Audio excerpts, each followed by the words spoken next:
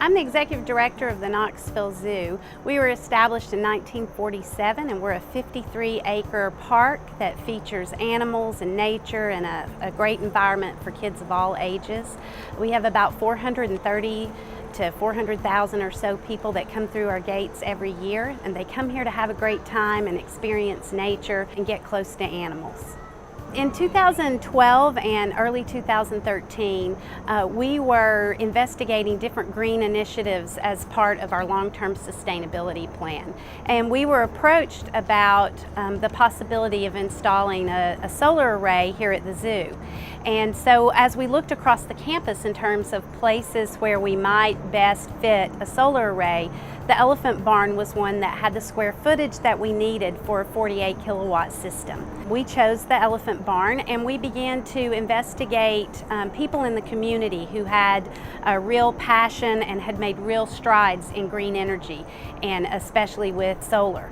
And the name that surfaced again and again and again was Teddy Wampler with Wampler's Farm Sausage. So we called Teddy, and immediately we could feel his enthusiasm about green energy and solar energy, and he brought with him to talk to the zoo Aries Energy. So Teddy Wampler and Aries Energy worked with us in a very creative way to help the zoo with its upfront capital cost in order to have a solar array at the zoo on the elephant barn. The solar array on top of the elephant barn works in a really unique way. So what happens is that the sun comes in and creates energy. It's sent back up to the grid with TVA, and TVA then uses that power across the region.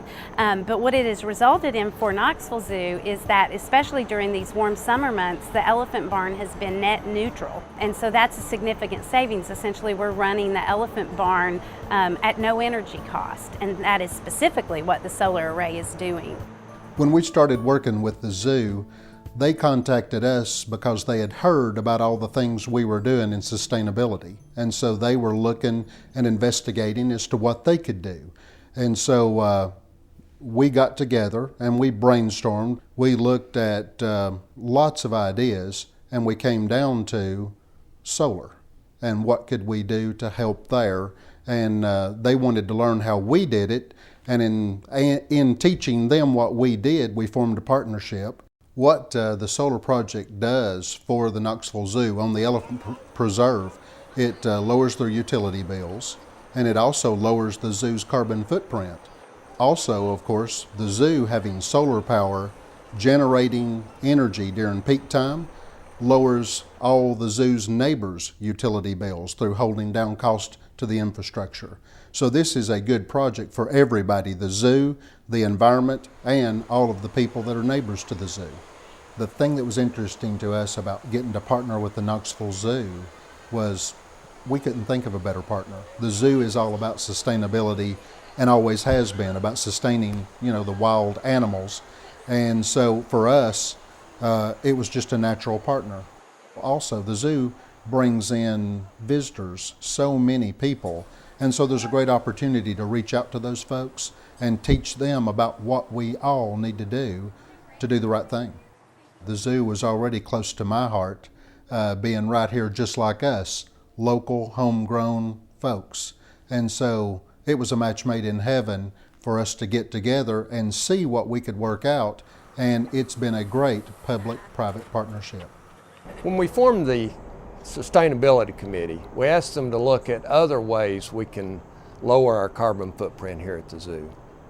And they identified the low-hanging fruit is changing out the lighting. That's, if you get into the area of how you cut your energy bills, how you save the environment, lighting is one of the first things that comes up. So the Sustainability Committee picked up on that really early, and we changed out all the incandescent lighting around the zoo to the low energy use LED lighting, and that's cut our utility bills real significantly. So as the zoo goes forward, we're looking at some other opportunities to have savings on our utilities and reduce our carbon footprint, and one of them is in our water usage. So one of the things we found is that we can reduce the flow of water back into the sewer system by recycling our water usage in some of the big tanks, like the elephant tank. So we're adding a recycling system to those pools so that water is cleaned and reused, and that'll have a big savings. In conservation going forward, we've got several projects in the works. A new tiger exhibit, herpetology exhibit, new buildings at Kids Cove. And the real opportunity in conservation is to build those exhibits where they will save money, they'll save on our utility bills, they're environmentally friendly, they'll save water, we'll have collectors of the water systems. If we build green and we build with energy savings on the front end, then that's fewer dollars we have to put in our utility bills, and we can put more of those dollars back into having great exhibits and a better experience for visitors to the Knoxville Zoo. Our board has just gone through a strategic planning initiative, and the board has identified the mission of this organization is a great guest experience. And we can't have a great guest experience unless we're taking really good care of the animals. And our guests can see that, and we're conserving the environment, and our guests can see that. And we're controlling our costs so that our focus can be on the animals and on our guests. That's what's included in the mission of the Knoxville Zoo.